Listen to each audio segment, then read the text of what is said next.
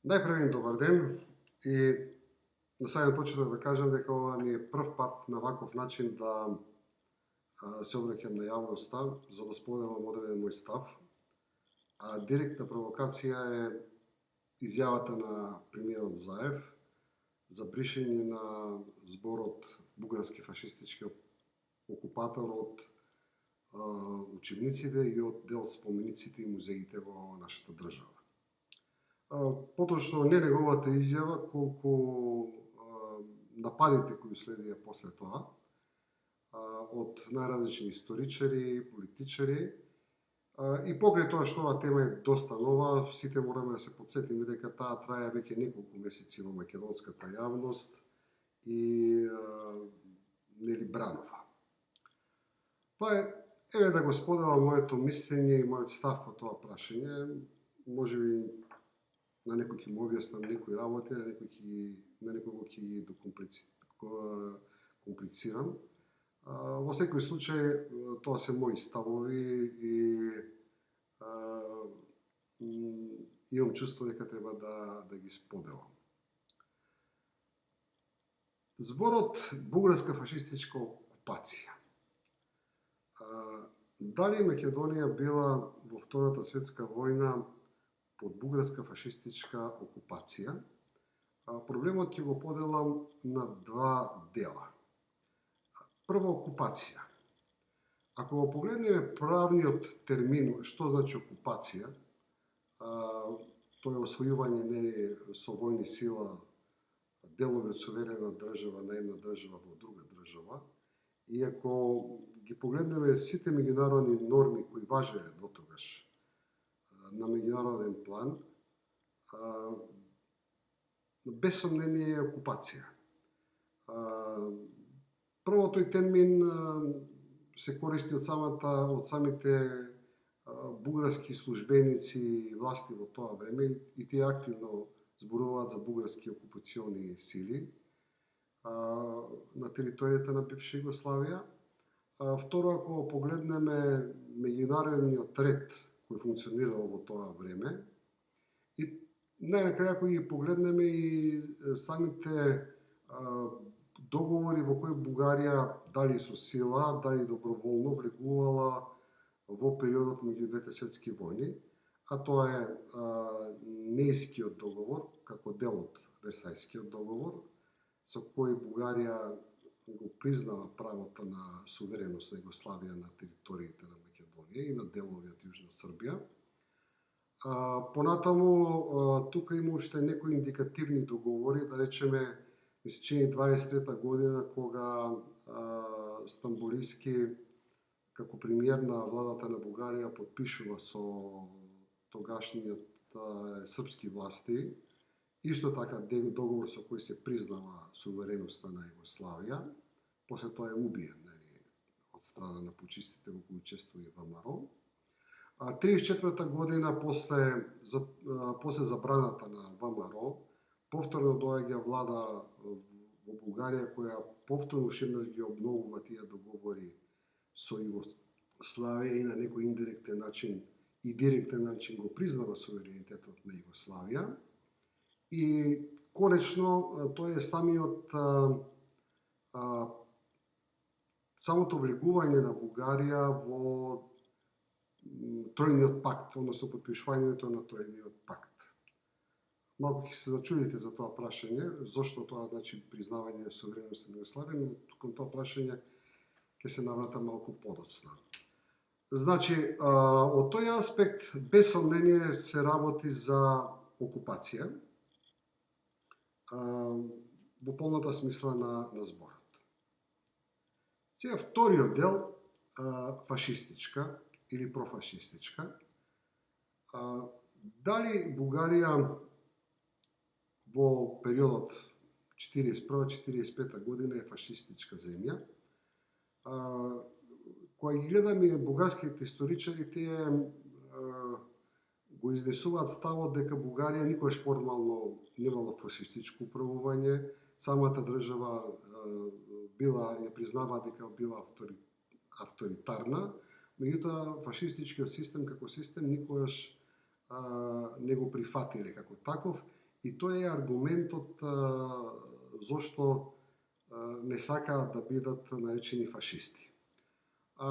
Тука има формално правно вистина на нивна страна, меѓутоа од друга страна пак ние знаеме дека ако гледаме чисто технички, ако гледаме чисто формално, тогаш освен режимот на Мусолини, ние еден друг режим не можеме да го наречеме пак фашистички. Дори ни самиот Хитлер по тој основ нема да може да биде наречен фашист, затоа што сите знаеме дека неговата партија се викала Национал-социјалистичка работничка партија. Значи, да не зборуваме за сите други партии кои владееле во така наречените земји сателити на Тројниот пакт, Унгарија, Словачка, Романија, практично никаде нема Хрватска, нема нигде директно изречито фашистички системи, туку сето тоа се некои варијации на некакви авторитативни режими. И во таа насока сега се поставува едно малку филозофско прашање и правно, меѓуправно формално и филозофско прашање. Да, ниедно од тие не се формално фашистички држави, меѓутоа знаеме дека пропагандата која произлегува од самата Втора светска војна, која ја носеле главно нивните непријатели комунистите, сите тие земји биле нарекувани фашистички. Конечно, во таа насока мораме да кажеме дека има и еден многу сериозен правен аргумент на Париската конференција после Втората светска војна, мисля че 46-47 година. Има земји кои биле од едната страна, значи земји кои се бореле против фашистичкиот блок, и имале земји кои биле осудувани, кои биле сојузници на фашистичкиот блок. Така што по тој услов, ако го разгледаме на некој начин, сепак Бугарија влегува во тој блок на профашистички земји од целиот тој период. Меѓутоа, без сомнение, тука нели сега имаме го имаме прашање нели на методите, ги имаме многу други прашања, да речеме, кои можеме филозофски, правно, технички да ги разгледуваме. Меѓутоа, ако ја погледнеме таа Париска мировна конференција, релативно е јасно кои земји се од едната страна, односно како антифашистички земји, и од другата страна земјите кои биле осудувани да плаќаат војни оштети, репарации, многу нив со сериозни територијални последици, односно така наречените профашистички земји. Тоа е така, како да кажам, една правна рамка на проблематиката. Меѓутоа сега има тука и една друга работа во овој притисок кој доаѓа од страна на бугарската историографија. Дали Македонија треба да го употребува зборот фашистичка Бугарија или профашистичка Бугарија. Не можеме да не се повикам и на самата состојба внатре во Бугарија и нивниот начин на третирање на оваа проблематика. Имено, ако се погледне целата реторика на Бугарската комунистичка партија од времето на Ѓорѓи Димитров и тој период таму после 45 година и долги децении после тоа, ќе видиме дека во самата бугарска реторика зборот монархофашисти, фашистички власти, профашистички власти е многу активен збор и едноставно имам чувство дека таа идеолошка голема поделба си постои во самата Бугарија. Меѓутоа, на страна историските книги, јас сум доста активен следач на еден сајт во соседна Бугарија, се нарекува Поглед Инфо, кој носи многу сериозни геополитички анализи, така ми е интересен за читање. Меѓутоа, таму до сега сум сретнал барем, тој е активен сајт кој во моментот излегува во соседна Бугарија, барем едно 15 автори кои, анализирајќи ја состојбата во Бугарија 41-45 година, зборуваат исто така за бугарски фашисти, зборуваат за фашистичка власт во Бугарија, за фашистички методи на властите во Бугарија 45 година и едноставно активно го употребуваат зборот фашисти. Посебно во таа насока е интересен еден колумнист, ми се чини Христо Ѓоргиев, кој толку живо зборува и пишува барем еднаш неделно за бугарските фашисти, како не бива сега да е 45 година и тој има намера да ги просветли бугарските маси кои се фашисти во Бугарија. И сега, што ми е прашањето, односно што ми е одговорот, не ми е јасно како бугарската историографија до ден денеска самата нема расчистено со бугарскиот фашизам во наводници или во ненаводници. Таа терминологија е активна во самата Бугарија денеска, а да речеме тоа го поставуваат прашање како клучно по поглед на прашањата дали Македонија ќе оди напред или нема да оди напред, дали ќе има вето или нема да има вето. Значи, многу кратко и многу едноставно, без сомнение, она што се случило од страна на Бугарија врз нејзиниот сосед Југославија или Македонија, може на некој начин да се нарече бугарска фашистичка окупација и да не се сгреши. Сега, тоа е како основа, како еден почеток на дискусијата. Меѓутоа, од тука почнуваат сега да произлегуваат многуте прашања. Многуте прашања и многуте подпрашања кои македонската историографија ниту се обидува да ги реформира, ниту се обидува да ги смени, ниту се обидува да даде нов начин на читање, туку имаме една закоравена позиција која произлегува од длабокиот југословенски комунизам и едноставно живее во стаклено звонче. Сега, кои се тие моменти? Прво, кога зборуваме за оваа прашање да се избрише бугарски фашистички окупатор, мораме да кажеме дека во него нема ништо страшно по македонскиот идентитет. Зошто да го нагласувам тоа? Затоа што секогаш кога се разговара за ова подобрување на односите и за некои реформи што треба да се направат во историографијата на Македонија и Бугарија, во Македонија се појавуваат десетици и десетици структури кои велат ова е директен удар врз нашиот идентитет, ова ќе ни го промени идентитетот. Значи, прашањето дали ќе ги викаме фашистички окупатори или бугарско-фашистички окупатори или луѓе или структури кои биле профашистички ориентирани, нема ништо врска со македонскиот идентитет, тоа е исклучиво идеолошки поглед на некои работи. И повторно е интересно и покрај тоа што, да речеме, не правиме никаква жртва по идентитетот на македонскиот народ, ние наидуваме на десетици и десетици противници кои влегуваат во битката да го запрат процесот на зближување со соседна Бугарија.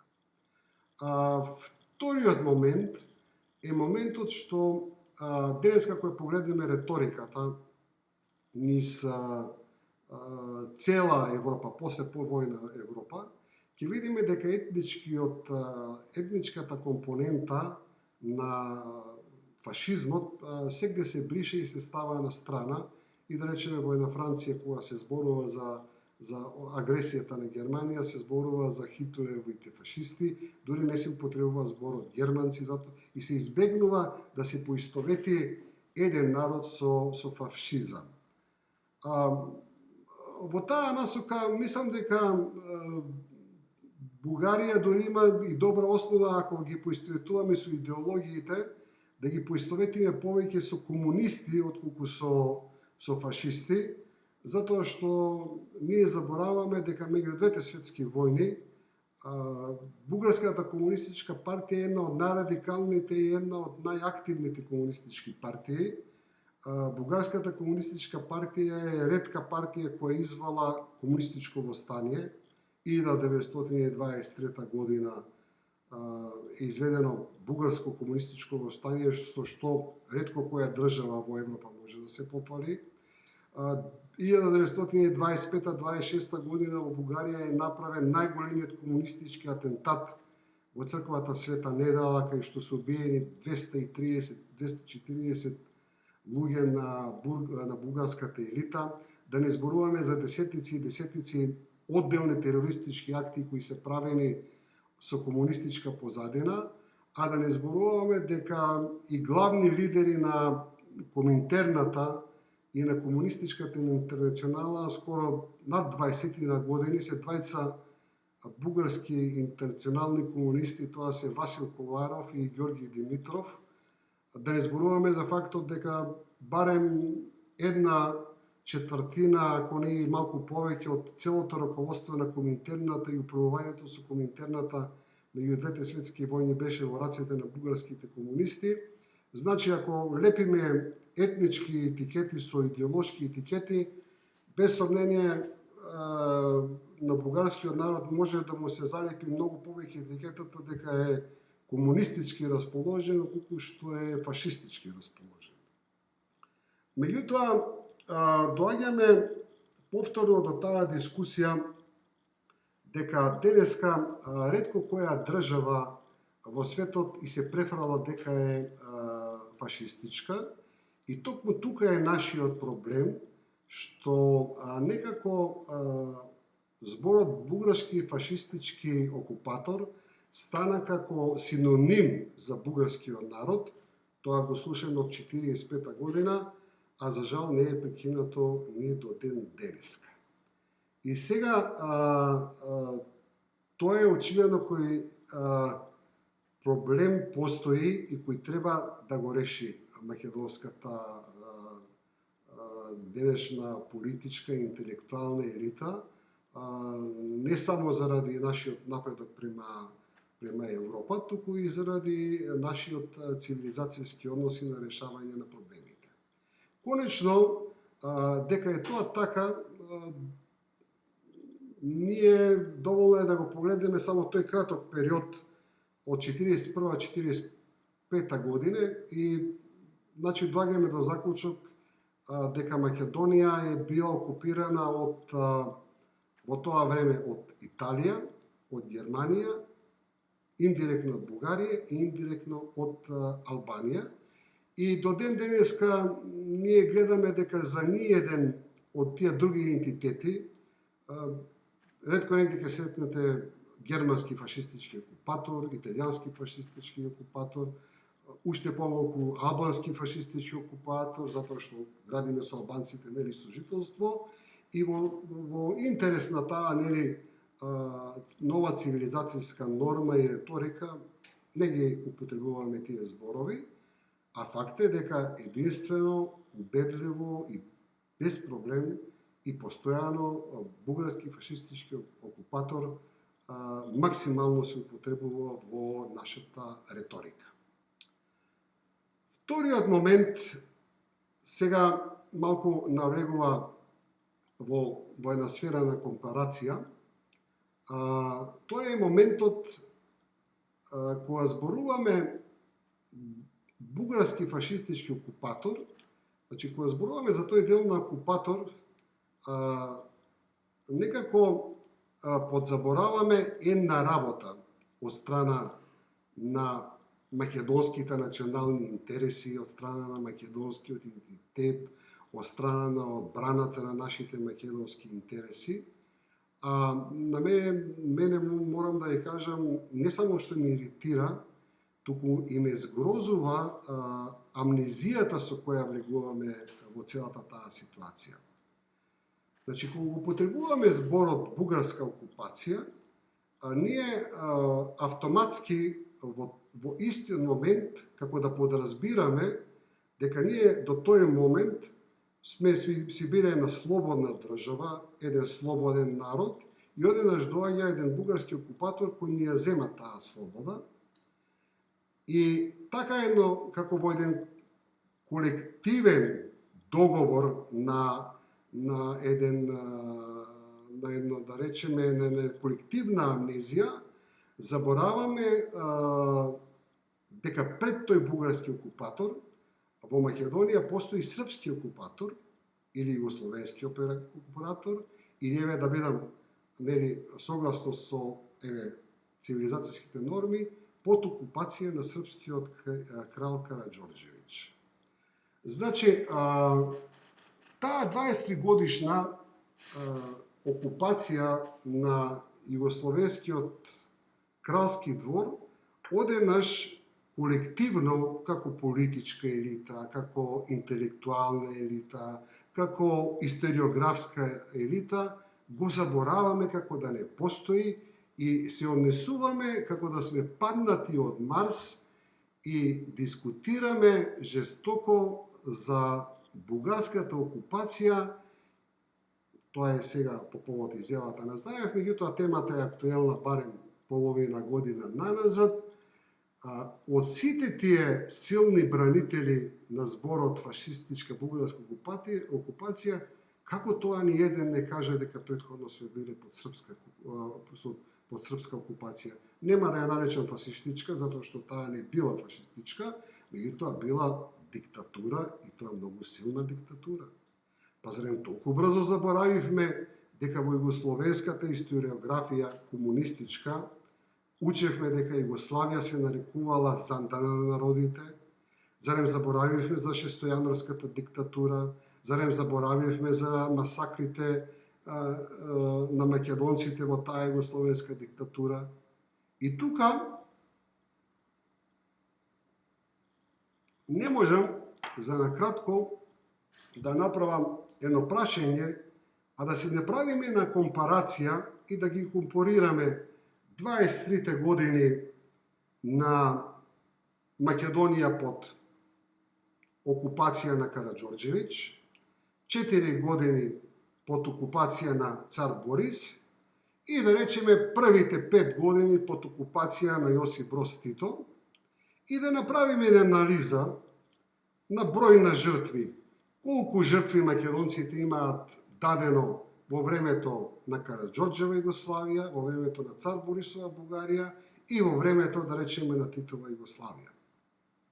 Јас ви убедувам, не е тоа тема, меѓутоа некојаш и друг пат ќе отворим. Мислам, тоа е тема, меѓутоа не сакам да влегувам многу во големи детални зборки, меѓутоа јас ви уверувам дека нема лесно, не многу тешко да ни биде да утврдиме дека ако се иземат оние 7.000 евреи кои нацистичката политика на Хитлер ги носи од Македонија, дека другите бројки јасно зборуваат дека македонците под бугарската фашистичка окупација имаат дадено најмалку жртви, и тоа е многу лесно споредлива бројка.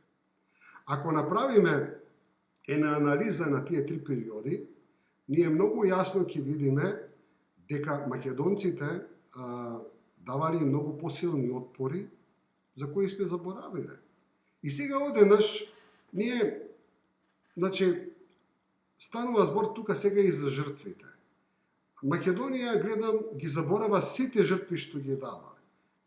Ги забораваме жртвите во Османлиската империја и сите маки што сме ги видели, денеска со Турција сме најголеми пријатели. Ги забораваме жртвите што сме ги дале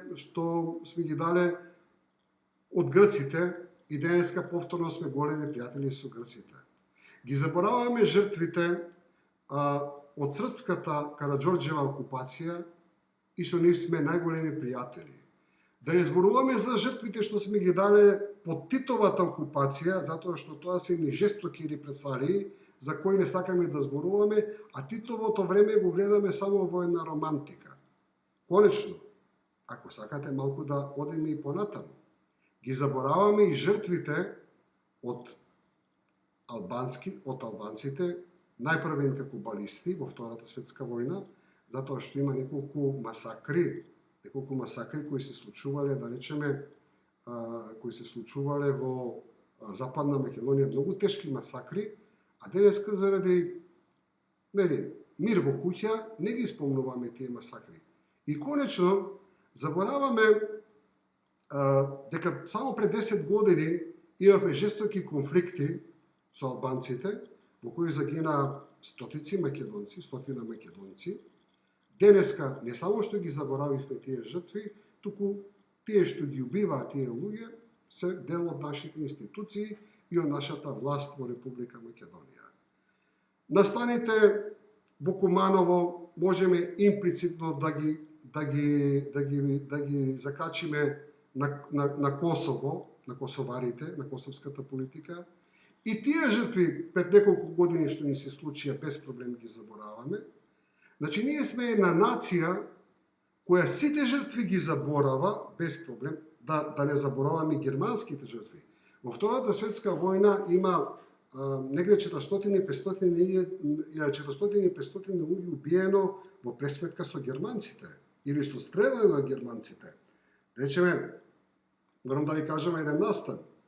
Мојот дедо по мајка е стрелан во група од 9 или 10 луѓе во Берово. До ден денеска во Берово нема ни една плоча на која ќе пишува овде германскиот фашистички окупатор стрела 10 луѓе, невини луѓе. Мојата мајка на 8 години останала сираче со 4 браќа. И живеала тежок живот во тој период, нели? Меѓутоа такви масакри има и на друго место. Значи, нема германски фашистички окупатор, нема албански балистички фашистички окупатор, нема италијански фашистички окупатор, има исклучиво бугарски фашистички окупатор. И сега, нели, во последните 6 месеци гледаме се јавува, не знам, внуката на Корчагин, внуката на оној, внуката на оној. Јас никогаш нема да заборавам, дедо ми го стрела бугарските фашисти, овој го стрела на друг начин. Да, во Втората светска војна очигледно и се гинело, тоа не е спорно и некој треба да се сноси морални последици, правни, веќе е завршено времето, ама морални последици да, за тие жртви што се давани. Меѓутоа, тука е прашањето и на заборавот и на простувањето. Јас овие други македонски жртви не ги спомнувам за да ги памтиме и за да им се светиме, туку напротив, ги спомнувам како одеднаш македонската денешна историографија е толку широка, толку простува за сите мачења што сме ги имале од турци, грци, срби, албанци и да не ги бројам другите, се имаме заборавено, немаме проблем во нашата мисла за тие жртви, а единствено Титовите жртви, значи за Титовите жртви па воопшто не сакаме и да дискутираме, нели? И јадници луѓе имаат загинато од Титовиот режим, за кој не сакаме уште темата да ја отвориме на тие масакри. Значи, сите тие жртви, без проблем, ги ставаме под маса, покажуваме великодушие, ама кога ќе стане збор за жртвите од бугарските фашисти, никако не дозволуваме тие жртви да бидат заборавени, мора за секоја жртва да има споменик, мора постојано да се одбележуваат тие настани и едноставно мора тоа да остане врежано во главата на секој човек. И токму тука е таа некоректност што ние како држава и за жал како нација имаме проблем да ја решиме. Сега, значи тоа што треба да го направиме е токму тоа. Да имаме еднаков аршин за сите. Не може периодот од Првата светска војна до Втората светска војна, односно нашата окупација под српскиот крал да го нарекуваме во нашите учебници Македонија меѓу двете светски војни, а пак Нашата окупација во Втората светска нашиот период во Втората светска војна да го нарекуваме бугарска фашистичка окупација. Тука е проблемот кој очигледно ќе треба да си го решиме зарад нам самите.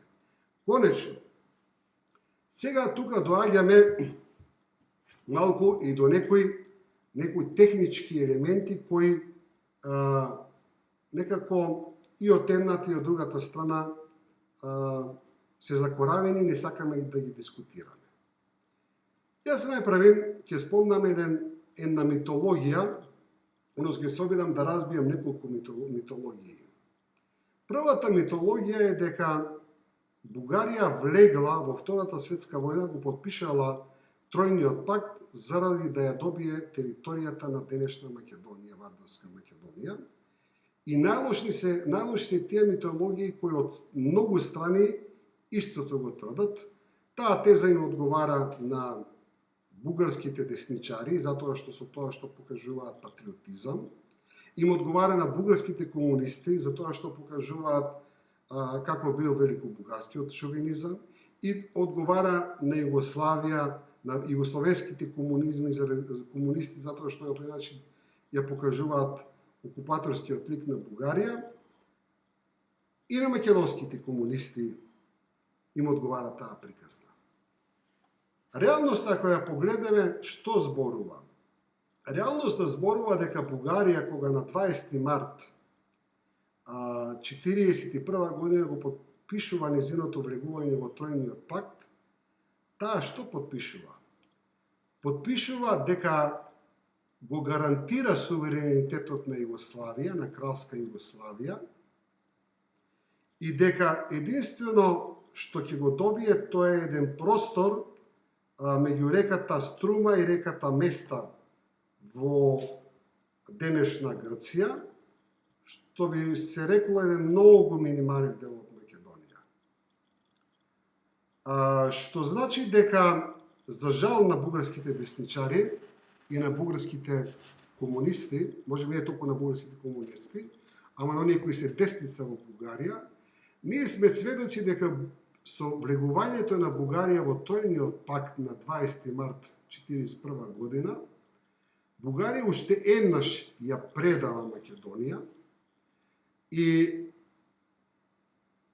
интересот е двоен, или големото германофилство на цар Борис, или големиот страв, може би и комбинација, затоа што тогаш веќе Бугарија е веќе на романската граница и едноставно има намера да оди према Грција, каде што сака да го задаши грчкото востание.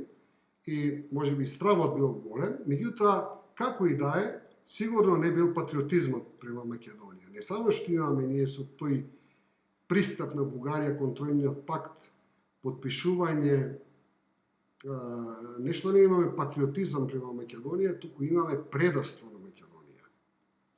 И тоа ќе мора бугарската современа историографија да си го признае во еден момент. Вториот момент е, сега, како нуспојава на тоа,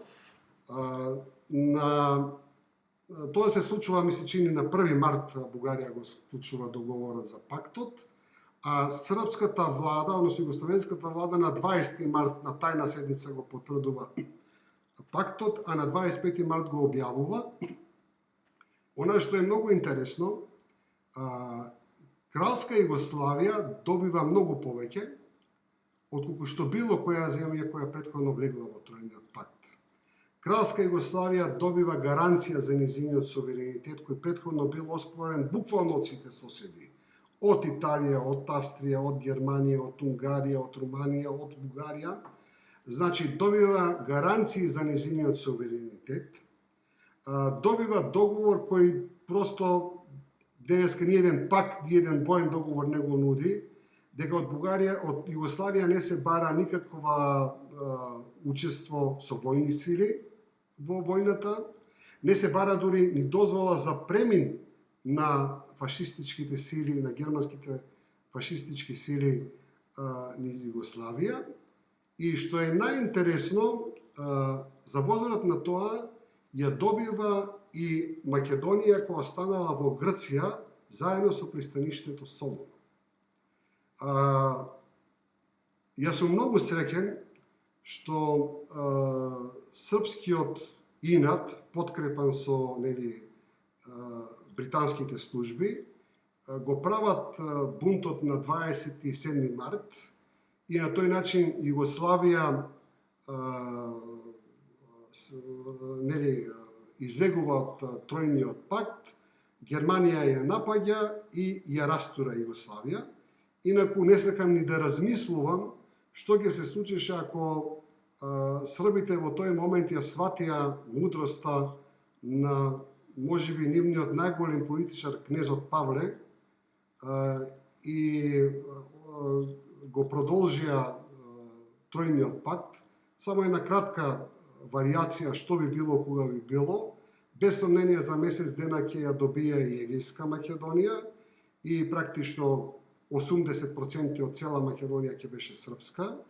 Најверојатно ќе има еден простор негде до 43 година до падот на Италија, кога ќе капитулираше Италија, да се прешалтуваат на другата страна воопшто нечепнати и неразорени. И на тој начин македонците денеска ќе беа веќе дефинитивно јужносрбијанци, а Бугарија ќе немаше никаков проблем очигледно тогаш со денешните македонци.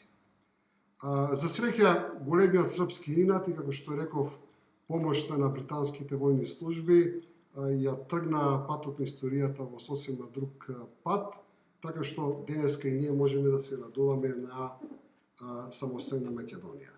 Значи, тоа е почеток во делот тоа демитологизација на таа Втора светска војна. Сега доаѓаме до самата Македонија.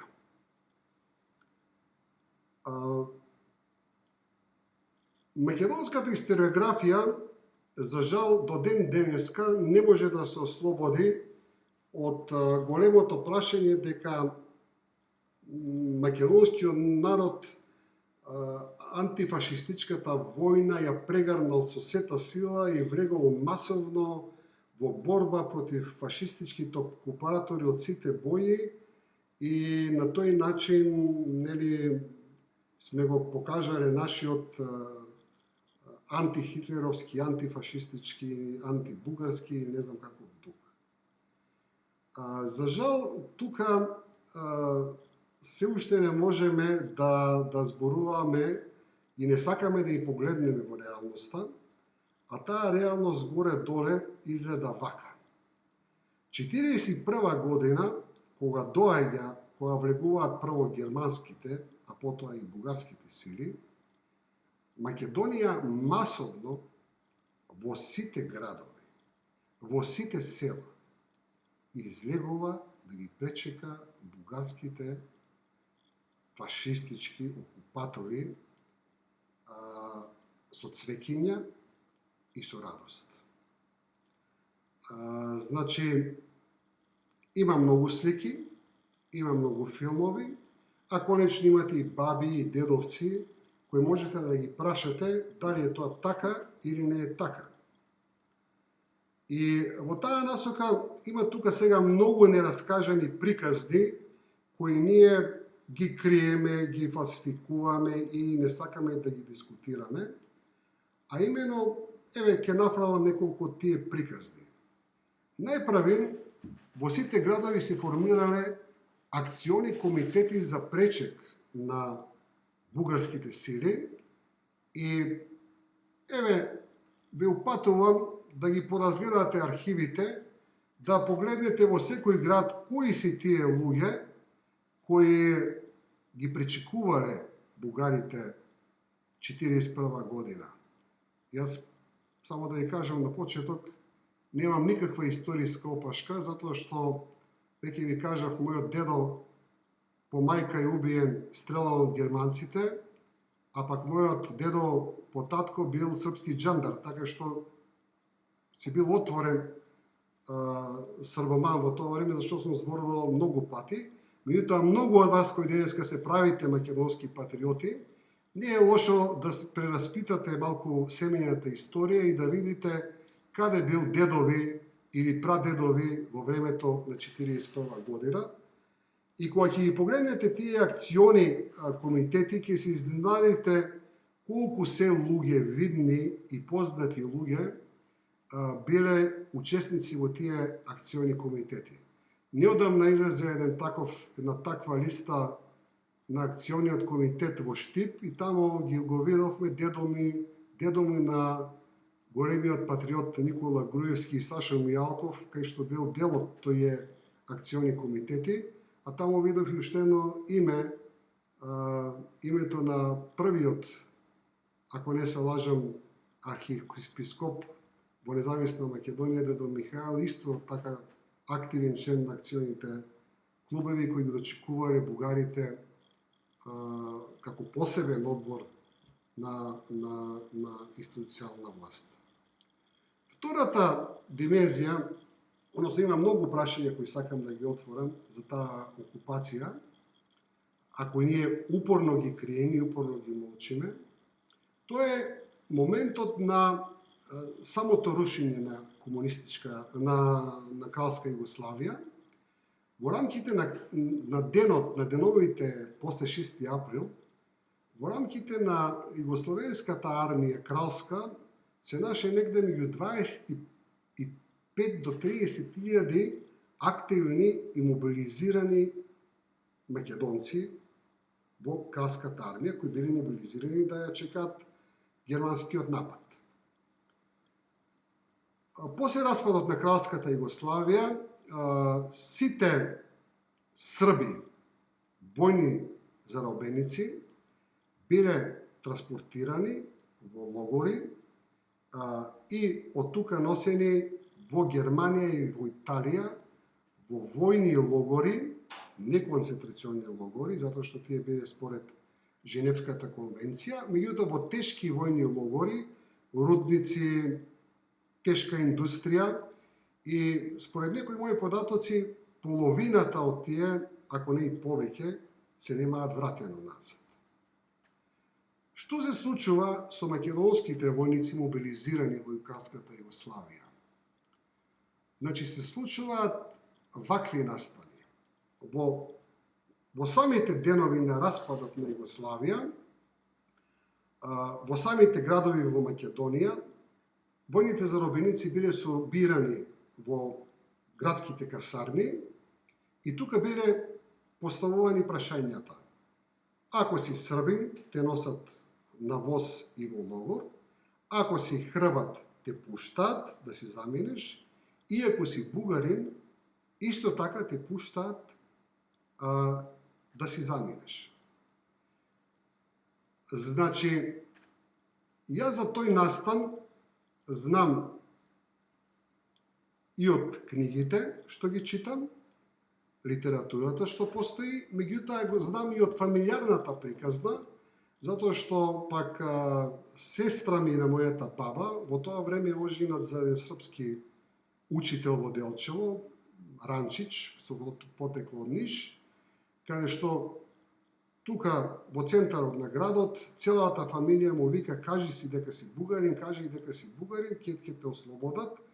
Локалната власт, која веќе е составена од делчевци, исто дава согласност дека ќе направат една оставка за него, меѓутоа тој српски националист кажува: не, јас не сум бугарин, јас сум србин, го земат и го носат во рудник негде во Германија. И знам подоцна, бев мал, кога се собиравме на тие фамилиарни собери, кој за што зборуваше? Тој зборуваше за неговите тешки маки, тој еден беше од преживјаните, за неговите тешки маки во тие германски рудници.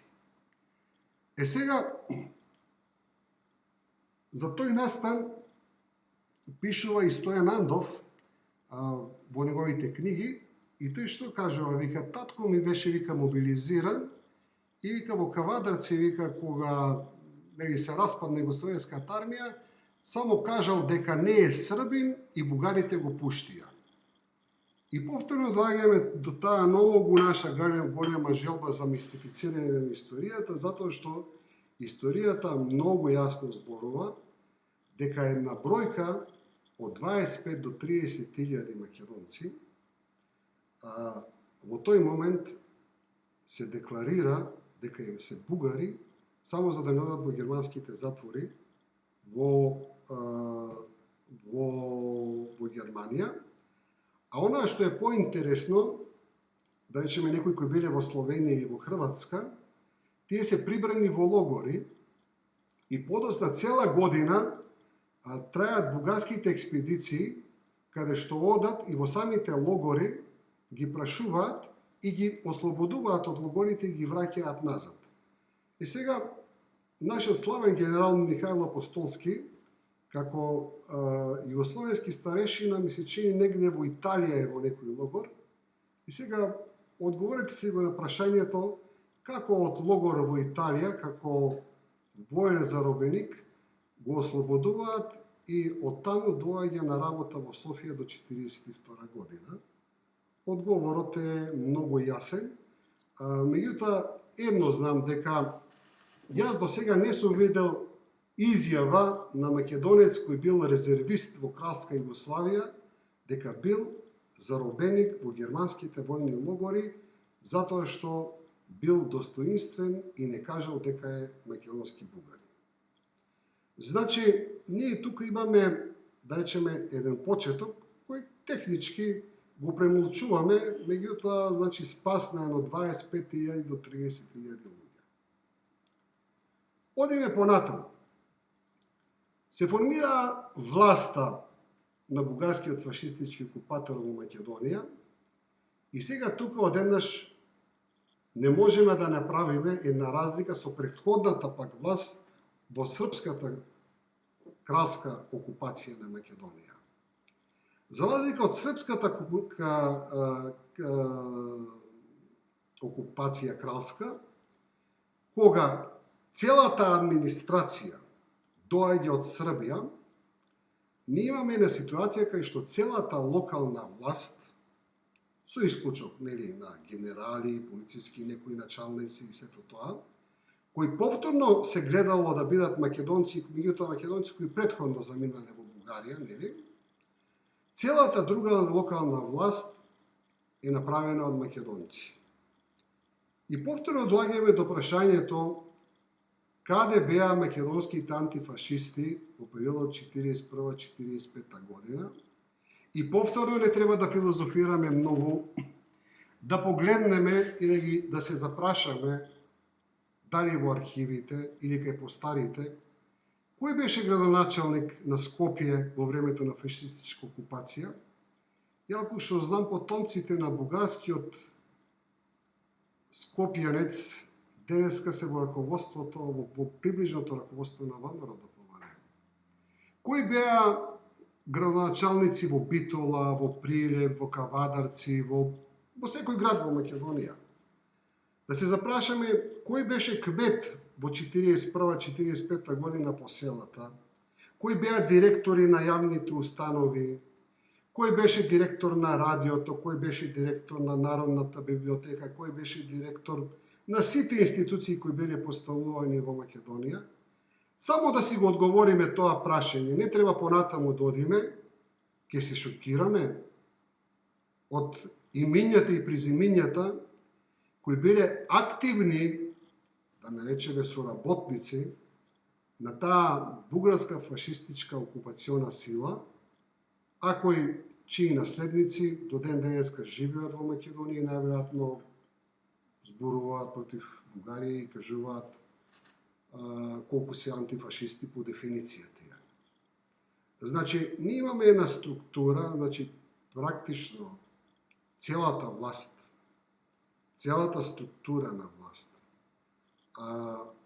била поставена од локални македонци. Јас дори мислам, ако ние направиме една кратка споредба, денеска во Македонија, во македонските градови има помалку македонски градоначалници, отколку што во време на бугарската фашистичка окупација имало локални македонски градоначалници. Зборувам и за целосна структура, затоа што тука има многу и директори, началници, подначалници, и заменици началници и сето тоа. Одиме понатаму. Како мини споредба. Кога доаѓа Кралска Југославија, во Македонија донесува негде околу 40.000 колонисти од Крајна, од не знам каде, од Босна, им ја дава најубавата земја во Македонија на тие колонисти. И тој проблем на колонистите, постојано и комунистичката партија го истакнувала, вие се сеќавате Методи Шатолов, тоа на петата земска конференција го истакнува. Меѓутоа и на граѓанското општество биле проблем, затоа што најбогатата земја ја држеле тие колонисти. Кога доаѓа бугарската комунистичка партија, бугарската фашистичка власт, негде 35 до 40.000 срби се товарени на возови и на коли и се протерани од Македонија. И во таа насока, она што е интересно, целата таа земја е поделена на македонски земјоделци и на македонски селани. И најголемите, да речеме, најголемите такви, и тоа е практично најголемата денационализација која најголемата аграрна реформа која македонскиот народ има доживеано најверојатно во својата историја. Најубавите парчиња земја не се давани на некој од Бугарија, туку се давани на локалното население. И убаво е, затоа што гледам според податоците сум видел дека најголема таква земја е поделена во околината на Скопје, Пелагонија, Свете Николе, Овча поле. Убаво е вака тука Скопје, некои сега продаваат градежни парцели и го монетизираат земјиштето од земјоделско во градеждо во околината на Скопје, затоа што тогаш било Скопје мало, нели, практично земјоделско земјиште било денеска во многу од тие населби кај што денеска имаме град, нели, да подпрашаат малку дома од каде им е земјата и така. Јас на времето кога формирав ВМРО 90-та година, таму се сеќавам во Лисиче, многу од тие денешни патриоти кажуваат дека земјата им е од бугарите поделена. Меѓутоа со тек на времето очигледно некои мемории слабиат и луѓето забораваат, нели, што им се случило и од што станале, нели, луѓе. Значи, тоа што се однесува на земјоделието. Втората работа што се однесува на образованието, исто тема која никој не ја зборува во Македонија. Во времето на Караџорџева Југославија, образованието во Македонија се држало на многу ниско ниво. Тоа се однесувало и на Косово, на албанците и на овие поробени територии. Важела максимата, нели, прост народ, силна држава. Што значи тоа ниско образование? Тоа значи дека мислам дека од четврто до осмо одделение дури прашање дали имало 3-4 училишта во цела Македонија. Осмолетки имало, да не осмолетки, од прво до четврто имало, да речеме, по едно на општина, да речеме, замислете, Кочанска општина, едно училиште од прво до четврто одделение, што значи дека ако е некој во градот може да го прати детето, меѓутоа за селата околу нив останува, значи, мисловна именка да се школува детето, значи на комплетна стратешка неписменост во широки размери, а образование е само символично. Кога доаѓа бугарската окупациона сила, значи, не само што масовно се отвараат од прво до четврто, туку масовно се отвараат осмолетки, масовно се отвараат гимназии, прогимназии, специализирани средни училишта. Некој циник може да рече Да, ама со тоа ги учеле на бугарски јазик. Да, ги учеле на бугарски јазик, ама зошто па претходно србите направиле школа па да ги учат па и на српски јазик, а конечно во една гимназија децата не учат само бугарски јазик, туку учат и математика, учат и хемија, учат и физика. Значи имаме една општо образовно подигање на населението во државата и конечно имаме стручни отварање на средно медицинско училиште, на земјоделски училишта. Значи има една преродба во образованието што помага Македонија за тие 4 години сепак квалитетно цивилизацијски да се издигне цел еден степен од онаа што претходно било во Кралска Југославија. И едноставно зборот што ми е да престанеме со тоа лицемерие, да се подзапрашаме и едноставно да видиме дека имаме масовна комуникација и масовна интеракција меѓу македонското население, кое се чувствува многу послободно отколку онаа што било претходно со Кралска Југославија. Сега некој циник ќе рече, зошто не учеле, зошто не им дале да учат македонски јазик и писмо во школите. На вако цинично прашање можам само цинично да одговорам, можеме да ги обвиниме зошто не им дале и мобилни телефони, нели?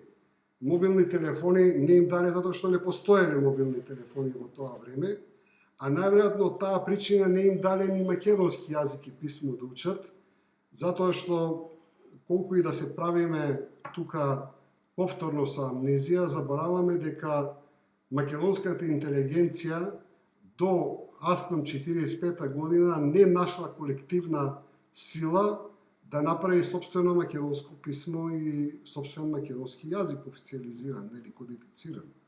Така што тешко можете да обвинувате некого зошто не му го дал тоа, кога тоа нешто не постоело како такво нешто. И ние денешната проекција ја проектираме нели во минатото. Конечно, тоа е масата на луѓе, на граѓани. Ајде сега накратко да се задржам за онаа што ние до сега го доживуваме како единствена историја на македонскиот народ во Втората светска војна. Тоа е нели македонските напредни комунистички сили, напредни борци против антифашизмот. Повторно сакам да зборувам за таа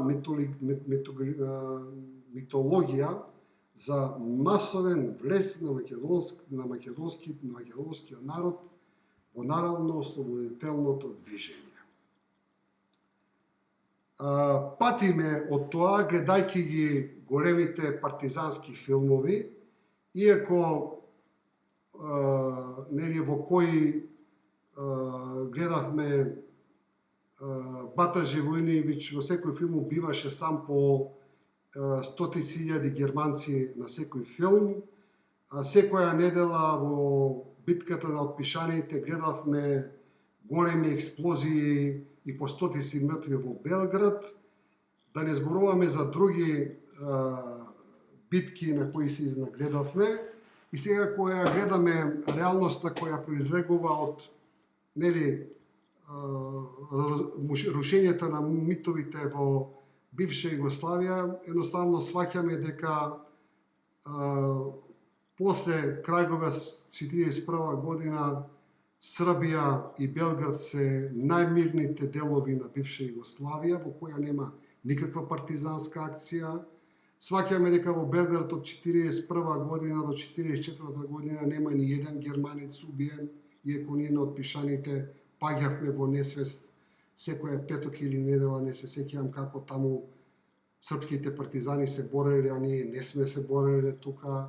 Па сега одеднаш сваќаме дека Ужице го ослободиле четниците, а не партизаните. Па исто така сваќаме дека славниот 27 март нечено пакт боле, како беше тоа, боле роб него пакт не го изваде југословенските комунисти, туку го изваде српските националисти. Па сваќаме дека на територијата на Србија цело време четниците се побројни отколку партизаните. Па сваќаме дека во Босна и Херцеговина се води најсуровата граѓанска војна во Втората светска војна меѓу хрвати, муслимани, срби, партизани. Па сваќаме и научуваме дека партизаните исто така во периодот 42-43 година правеле масивни корења по Црна Гора и по Босна, и покрај тоа што колењето им беше својствено само во нашите учебници за четниците, тоа веќе има и име, се нарекува лево скретање или лево скршнување, кога партизаните практично биле колачи на населението кој не сакало да оди со нив по Босна и Херцеговина, и многу други митологии од таа југословенска армија. Сваќаме дека во сите офанзиви главната победа на врховниот штаб и на Тито биле тешки масакри на тие партизански сили што ги имале. Единствената победа било што врховниот штаб со 20 раководители успеал да се извлече и да спаси жива глава. Сваќаме дека секоја битка од стратешки аспект е катастрофа. Сваќаме дека во битката за Неретва партизаните се договориле со германците и главниот удар практично испаднал после тоа против четниците, а не против партизаните. И многу од тие лажни митологии со кои сме растеле. И така доаѓаме до нашата голема приказна, да не бидеме подоле од другите југословенски народи, за нашата голема македонска борба. И од каде да почнеме во таа македонска борба? Прво, тука правиме една фикција, која едноставно човек не знае како да ја коментира. Денеска кога се зборува за Втората светска војна, ние спојуваме националната борба со фашистичката окупација. Значи, секој што бил во партизаните, тој бил антибугарин и единствената цел била националното ослободување. Тоа воопшто не одговара на вистината, не само македонска, туку и југословенска, затоа што фактите јасно зборуваат дека така наречената комунистичка борба против фашизмот во Југославија почнува од чисто идеолошка причина, не од национално-ослободителна причина. И за тоа има многу јасни факти. Вие постарите се сеќаваат дека ние учевме Втората светска војна почнала 1941 година. Зошто тоа го правевме? Знаете зошто? Затоа што од 1939 година кога почнува реално Втората светска војна, Советскиот сојуз со Сталин е најголемиот сојузник на Хитлер. Година и 8 месеци Сталин и комунизмот е најголемиот сојузник на Хитлерова Германија. Тие заедно влегуваат во Полска и после пактот Рибентроп-Молотов Германија влегува и освојува половина Полска, а во исто време Советскиот сојуз влегува и освојува половина Полска, влегува во Финска, влегува во Балтичките држави, Естонија, Латвија и Летонија и ја окупира Бесарабија. Значи тоа е еден договор за поделба на Европа на тие два идеолошки кобајаги во тој момент противници, а потоа и реални противници. Што ми беше зборот? Каде е Југословенската комунистичка партија во тој период? Каде е Бугарската комунистичка партија? Значи, од 1939 година па до нападот на Советскиот сојуз, тие две комунистички партии, и сите комунистички партии молчат, затоа што нивниот основач Советскиот сојуз е во пактот внатре. Конечно, има уште еден покарактеристичен момент. На 6 април Германија ја распарчува Југославија. Југословенската комунистичка партија не се спротивставува. Југословенската комунистичка партија молчи. И таа вери, дајте тие да се борат, кога ќе се борат, ние после ќе ја земеме власта. Јасни се документите. Тоа се скоро 2 месеци, каде што Југословенската комунистичка партија не само што молчи, туку тоа е време кога комунистите кои се во затворите, кога доаѓаат фашистите, во Југославија ги ослободуваат комунистите од затворите. Шпанските платеници кои биле во логорите по Франција, секаде кај што влегува германската окупациона фашисти, ги ослободуваат шпанските платеници да се вратат назад во земјата, затоа што секи се тие сојузници. Значи, тие 2 месеци се најиндикативни дека немаме ние тука обид за национално ослободување. Ние имаме борба за класна борба. И јасни се сите документи на Југословенската комунистичка партија и на Македонската комунистичка партија, тогаш покрајински комитет, дека целиот отпор кој се прави против фашизмот, дали е тој германски, италијански, бугарски или не знам каков, е од класни причини, затоа што им е нападнат Советскиот сојуз и тие, како агенти на Советскиот сојуз, имаат обврска морална да влезат во одбрана на нивните покровители. И тоа е основата која денеска, кој сака да ја провери, е лесно проверлива. Негде дури 70-тите години во терминологијата на Југословенската комунистичка партија почнува полека да отпаѓа класниот момент, а се истакнува националниот момент, меѓутоа историјата не можете да ја очигледно избришате што претходно било. И сега доаѓаме до фамозниот отпор на Македонската комунистичка партија. Јас неколку пати досега во јавноста сум кажал дека најголемата мистерија која треба да се образложи и објасни, за да ја сватиме нашата македонска вистинска историја, е фактот што 1941 година, кога Бугарија влегува во Македонија и ја окупира, нели го користам тој термин, Македонската комунистичка партија, без да чека, односно Покраинскиот комитет во тоа време, се уште не е комунистичка партија, Покраинскиот комитет едногласно, мислам со еден глас против на, не се сеќавам, некои од српските кадри во Македонија, значи сите македонски кадри што се во Македонија, гласаат да се Македонската Покраински комитет одјави од Југословенската комунистичка партија и да се приклучи на Бугарската комунистичка партија. Сето тоа беше толкувано досега дека му текнало на методи Шаторов Шарлов и само тој беше предавникот, нели така. Меѓутоа, за жал, денеска имаме премногу јасни факти со кои ни е јасно дека целата комунистичка партија донесува едногласна одлука.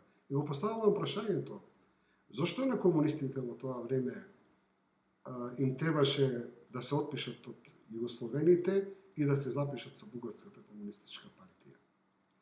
Конечно, под притисок на Тито, Коминтерната бара Методи Шарлов да се смени. Повторно мистификација дека доаѓа Лазар Кулишевски. Лазар Кулишевски во тоа време нема никаква врска со Македонија.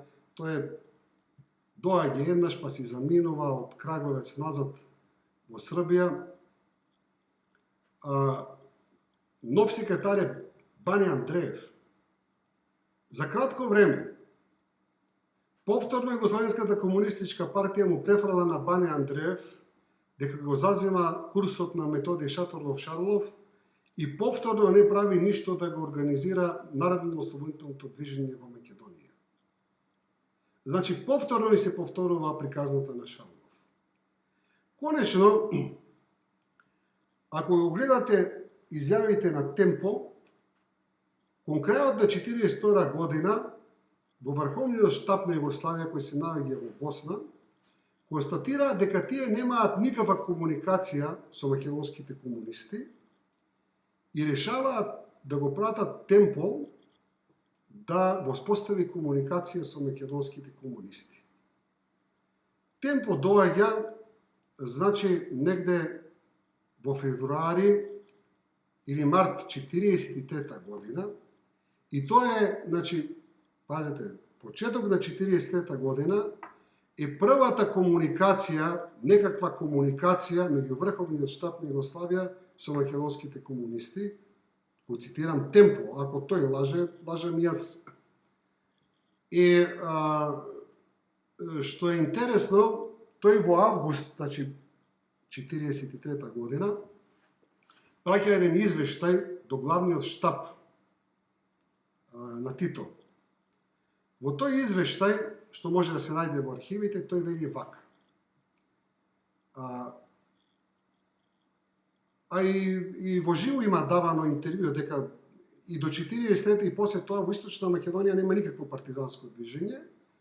Меѓутоа, вели, до 1942 година во Македонија имало 6 одреди по 10 до 15 партизани, кои сите до еден биле разбиени во разни битки со бугарските фашисти.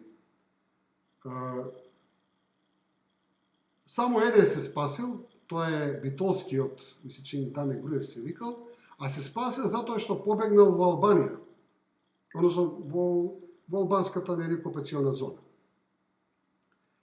Значи, практично, ние до 1943 година имаме негде околу 70-80 партизани, од кои, пазите, не сите македонци, затоа што во партизаните има и бугари, дезертери, има и албанци, има и понекои србини, има и италијани дори.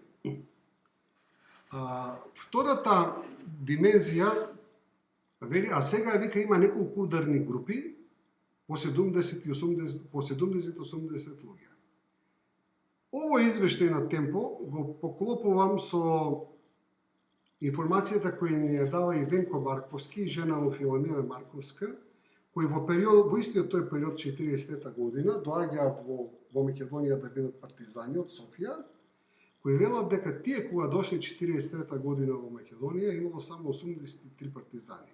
Значи, двата извештаи на Темпо и на Венко Марковски се горе-доле исти, дека 1943 година има негде околу 80 на партизани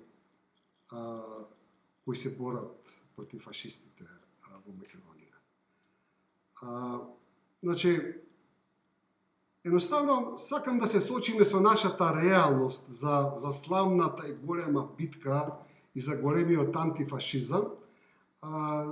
Не сакам да навлегувам во 1944 година масовната мобилизација кога, нели, германските сили бега, тоа е сосема друга слика. И да зборувам за едно време кога се уште, нели, нели, треба да се до 43 година е јака година за борба. Има уште еден момент. Првиот партизански одред е формиран на 17 или 18 август на Славеј планина и тоа е денот кој денеска го славиме како Ден на македонската армија и тогаш е формиран првиот македонски батальон. Сега не можам да не кажам една споредба која во Македонија исто така е избришена од македонската современа историографија, а тоа е четничкото движење на Дража Михајловиќ во Македонија, кој како едноставно како да е избришено од нашата историографија, немаме потреба да го коментираме. Имено, ако првиот мореодред, батальон на Славеј планина 18 август, ако првиот батальон кој е формиран со негде 80 луѓе, 18 август, го споредимеш со што е тоа што го имаат четниците македонски, ќе видиме дека малку треба да се загрижиме и малку да се подуплашиме, Затоа што пред тоа, пред партизаните да го формираат својот прв батаљон, на територијата на Македонија постои така наречен Вардарски четнички корпус, кој има два дела. Има еден во Јужна Србија, тука Прешево, Бујановац, 2 бригади, меѓутоа има 2 бригади кои се наоѓаат на територијата на Македонија, Кумановско и Кривопаланачко. И има плюс цела бригада четници во Поречје, и има обид да се формира втор корпус, меѓутоа, освен одредени сили што успеале да ги соберат во Прилепско,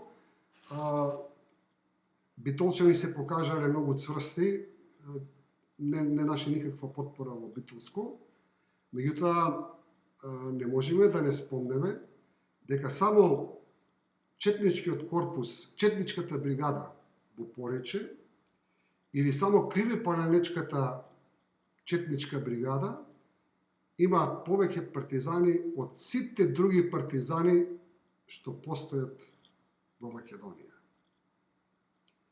Тоа се за жал неубави факти, ама подобро да ги анализираме и да ги спомнеме, за да не се занесуваме премногу и да не си правиме филмови од типот на Бата Живоиновиќ и сите оние нели лажни приказни кои се наслужавме во Југославија.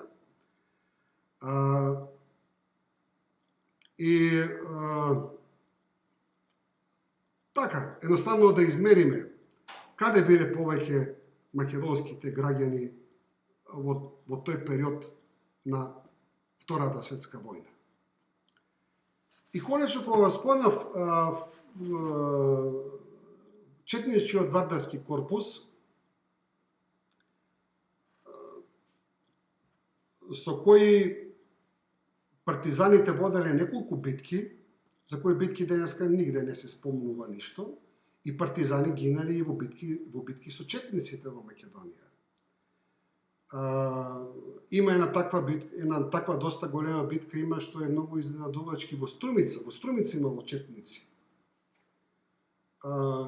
Карактеристично е за четничките единици во Македонија што во 95% биле составени од македонци, просрпски ориентирани, тук-таму по некој србин кој не се иселил претходно, додека партизанските единици биле составени и од македонци, и од срби, и од албанци, и од италијанци дезертери, и што е многу интересно, од бугари кои дезертирале и биле партизани. Токму тоа е добар пример дека фашизмот и комунизмот немаат етнички признак, затоа што такви големи единици на бугарски комунистички дезертери има и дури во Јужна Србија, во Поморавието, каде што бугарите држат. Има писма од Тито, кај што вели бугарските партизани подобро се борат од српските партизани. Има такви извештаи. Еден таков карактеристичен имаме цел батаљон Христо Ботев, кој е формиран на територијата на Македонија под команда на македонскиот главен штаб. Батаљонот Христо Ботев во февруарскиот поход заедно патува со третата ми се чини македонска ударна бригада. И знаете што е најголемата битка на славниот февруарски поход? Најголемата битка на славен февруарски поход е на крајот во завршницата, кога македонската третоударна бригада и бугарскиот партизани Христо Ботев негде таму во Кумановско, негде кај Пчиња, се пресметуваат со Вардарскиот четнички корпус и тука го разбиваат Вардарскиот четнички корпус. Чудна работа, ниеднаш не сме го одбележале во овие децении на слобода таа голема битка. Тоа е една од најголемите битки до 44 година, крајот, нели, меѓу на македонските партизани во Втората светска војна. И конечно, да не заборавиме дека после обраќањето на крал Петар кога ги продаде, нели, четниците,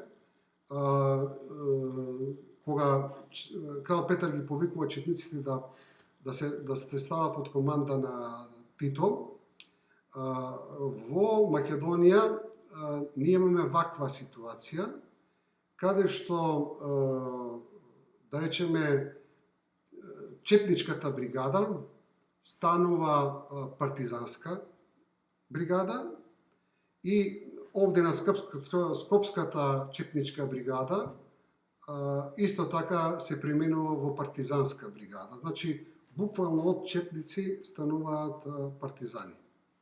И немаат проблем. Дори имаме, да речеме, една ваква интересна момента. Еден од тројцата, четворицата најглавни луѓе организатори на четничкото движење во Македонија е Божидар Видоевски. Значи, без проблем човекот од 41 до 44 година е четник и вели дека нема македонци, дека македонците се срби, дека македонскиот јазик е српски јазик. После 45 година нема никаков проблем тој човек да стане академик и заедно со Блаже Коневски да биде главниот татко на македонскиот јазик. Тоа е вака прашање, вака што треба да не замисли ако размислуваме малку со своите глави. И така, тоа е таа четничка приказна. И конечно, да не должам многу, на крајот самото ослободување и тоа настана проблем. Факт е дека после капитулацијата 9 септември бугарските комунисти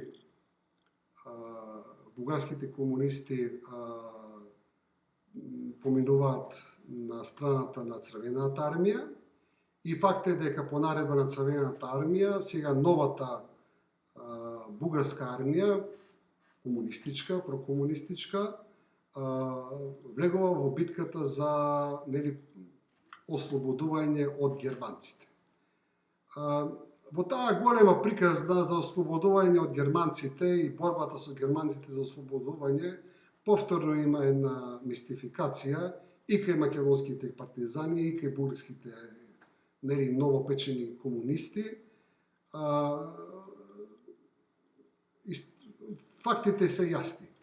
Германците со својата месечина армиска дивизија полека се повлекуваат од Грција и како што доаѓа колоната, тие се повлекуваат од град во град, од град во град, од град во град и практично, ако сакале да се борат, најверојатно ниеден град немало да биде ни ослободен, туку едноставно, како што поминувала армиската дивизија, тие се пакувале и се селеле нагоре, прво према Србија, потоа према Хрватска и нагоре.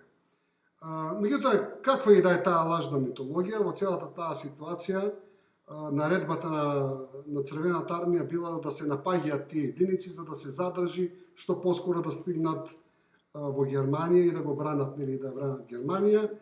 И тука се јасни фактите дека бугарската армија учествува во сега тоа така наречено ново ослободување од германците во многу градови. Значи, една големи дивизии влегуваат преку Струмица, преку Делчево, преку Крива Паланка и тоа е факт и тоа се факти, учествуваат во ослободувањето на сите тие градови, во Куманово, во Скопје ги водат главните битки. Нема потреба од лажење. Не знам зашто толку имаме мерак да ја лажеме и да ја мистифицираме историјата.